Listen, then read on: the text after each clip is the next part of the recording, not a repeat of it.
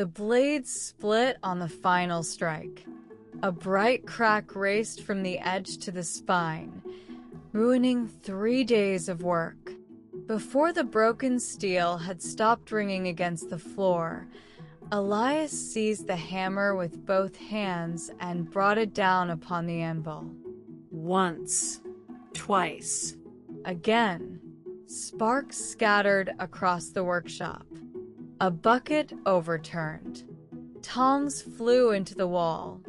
His apprentice stepped backward, afraid to breathe, while the unfinished orders hanging by the door trembled on their hooks. Elias had been born with rare hands.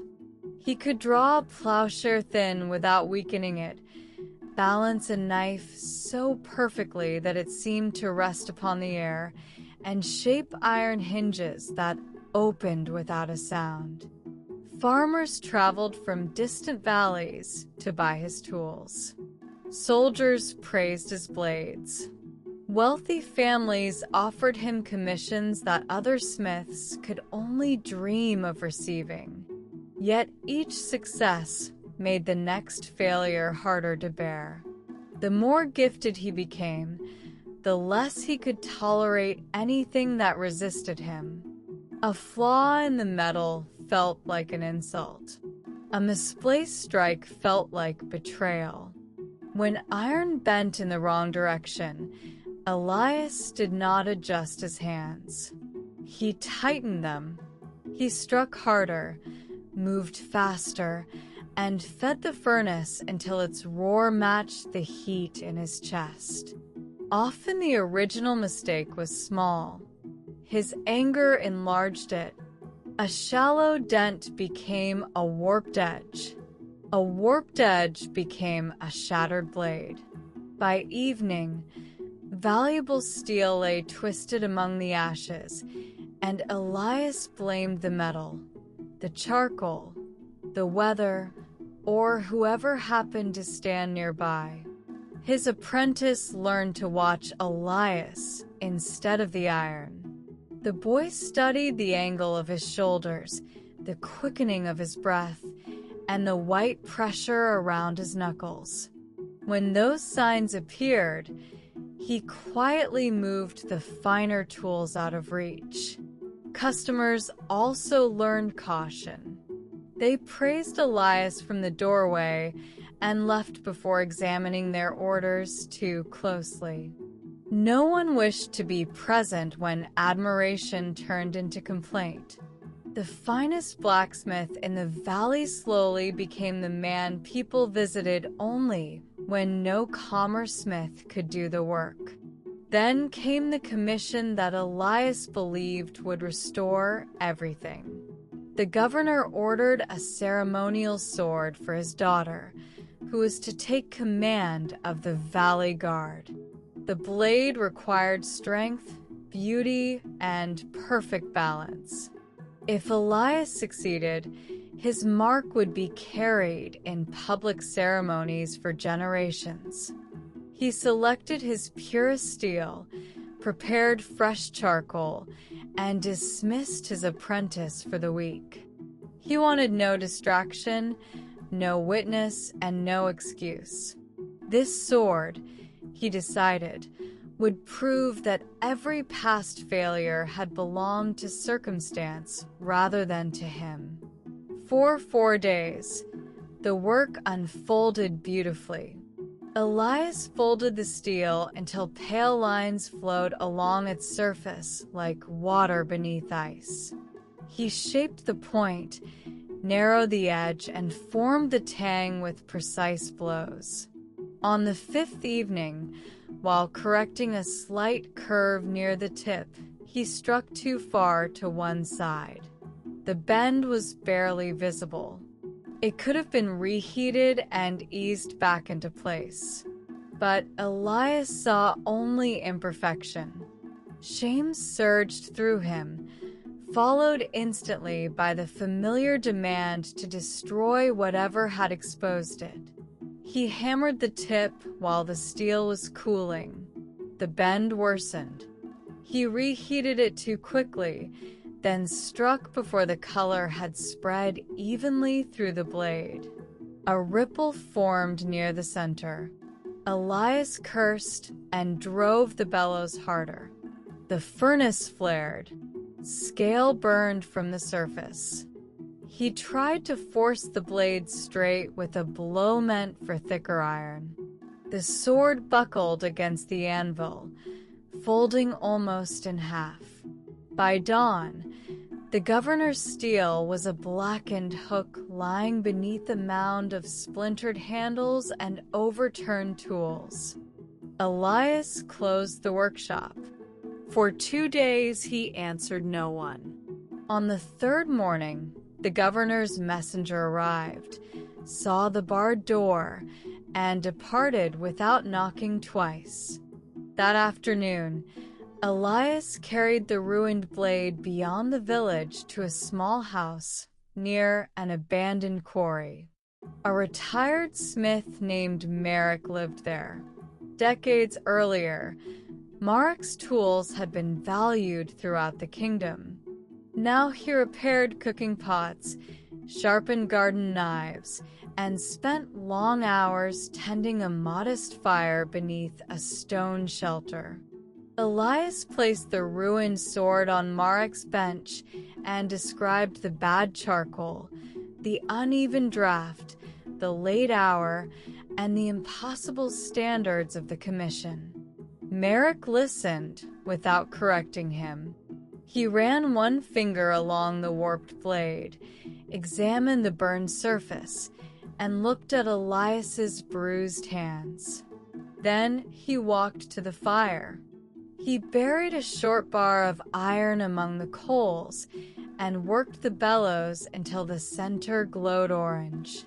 With a pair of tongs, he lifted the bar and held it out. Elias assumed he was being invited to demonstrate his skill. He reached for the tongs, but Merrick drew them away. Instead, the old smith wrapped a thick leather cloth around one end of the glowing bar and placed that end into Elias's hand. The heat pressed through the leather immediately. Elias shifted his grip. Merrick released the iron, stepped beside him, and became still. He offered no hammer, no anvil, and no instruction. He simply waited while smoke curled from the cloth and the orange glow pulsed inches from Elias's wrist. At first, Elias endured it out of pride. He would not drop a piece of iron in front of a retired smith. But the heat sharpened. His fingers clenched. He looked toward Merrick, expecting some signal. The old man watched the metal without urgency. Elias grew irritated. He imagined that the silence was mockery, another judgment hidden behind a calm face. His arm began to tremble. The impulse to fling the bar against the stones rose through him with such force that his shoulder pulled back. Merrick did nothing. That stillness interrupted Elias more completely than any command could have done. He noticed the precise instant before his hand obeyed his anger.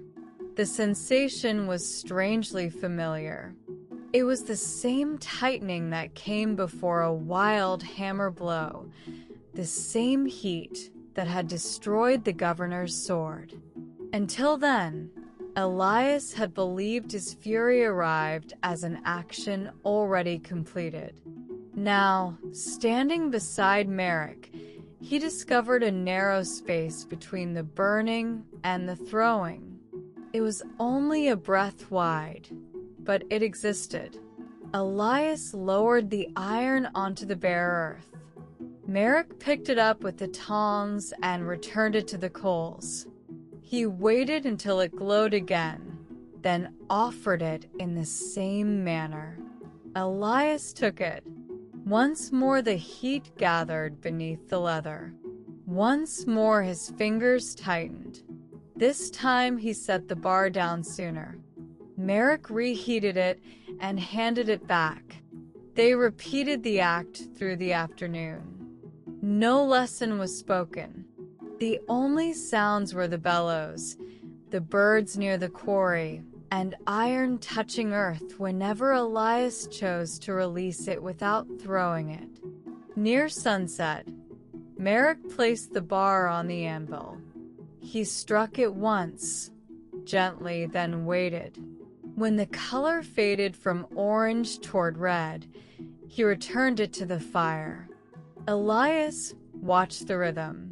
Heat, strike, pause, return. Nothing was forced after the useful moment had passed. Merrick did not punish cold iron for becoming cold.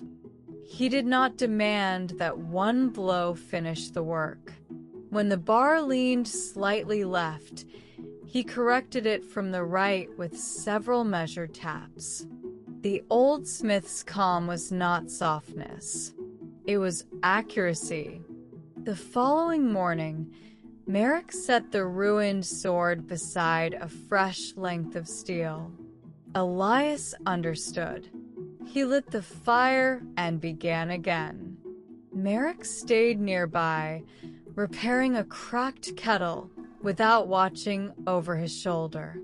When Elias misplaced a strike, heat climbed into his face. His grip hardened. He put the hammer down. He waited until his breathing slowed, reheated the steel, and studied the bend before touching it again. The mistake remained, but it did not grow. For the first time, Elias corrected a flaw without first needing to defeat it.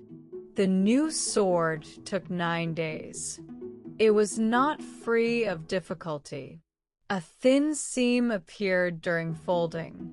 The edge curved during quenching.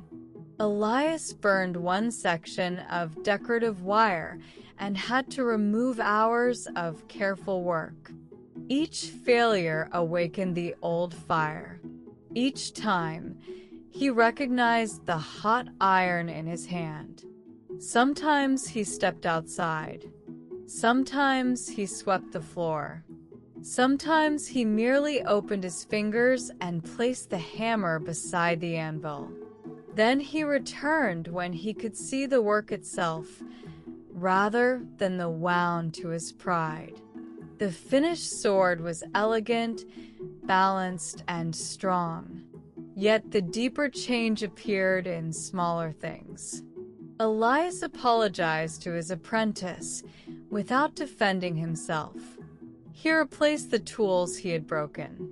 When a farmer pointed out that a hinge sat unevenly, Elias examined it instead of attacking the complaint. Customers began remaining in the workshop. His apprentice began watching the color of the metal again.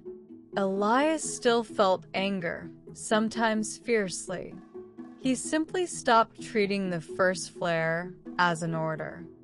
Fire remained essential to his craft, but it no longer chose where the hammer fell.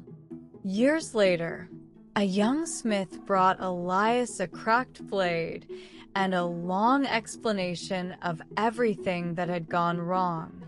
Elias listened. He heated a short bar of iron, wrapped one end in thick leather, and placed it carefully into the young man's hand. Then he stood beside him in silence. The bar glowed. The fingers tightened. The arm drew back. Elias waited, as Merrick had waited, leaving room for the smallest and most important choice, whether the heat would be felt or obeyed. That choice still appears far from any forge. It appears when an email sounds dismissive, when a meeting exposes a mistake, when a child spills something after a tiring day, or when a partner's careless sentence touches an old bruise. The first reaction can feel like truth demanding immediate expression. A reply is typed harder. A door is pushed shut. A voice gathers force. Yet the first heat is only heat. It can be held long enough to recognize, then placed down before it becomes damage.